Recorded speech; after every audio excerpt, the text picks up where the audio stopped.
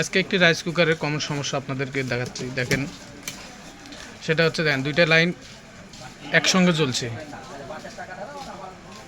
এই জ্বলার কারণ কি?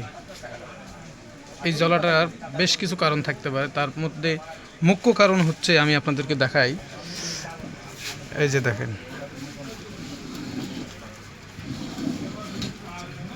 এই যে লাইন একটা খুলে গেছে। এই লাইনটা যদি আবার আমরা লাগিয়ে দেই তাহলে কিন্তু এই সমস্যাটা আর থাকবে না। সরজমিনে আপনাদেরকে দেখাচ্ছে, এই যে লাগিয়ে দিলাম। এখন আবার দেখাই আপনাদেরকে।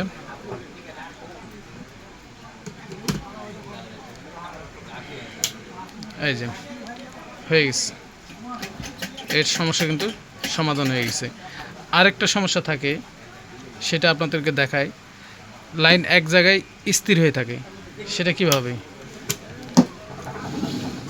এই যে এখানে যে সুইচটা আছে, সুইচটা যখন শর্ট হয়ে যাবে তখন এক জায়গায় স্থির হয়ে যাবে।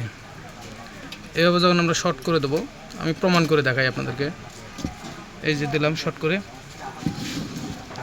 এখন দেখেন স্থির হয়ে গেছে। এতে অন অফের হবে না, এই যে কোনো কিছু করছে না। মাঝে মাঝে করবে, মাঝে মাঝে করে না।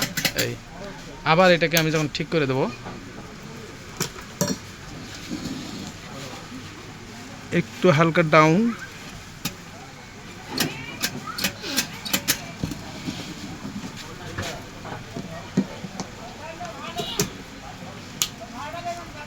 এই যে ওকে।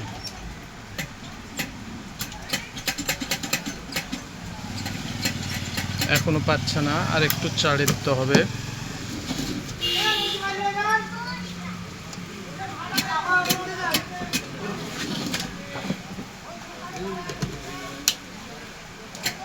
এই যে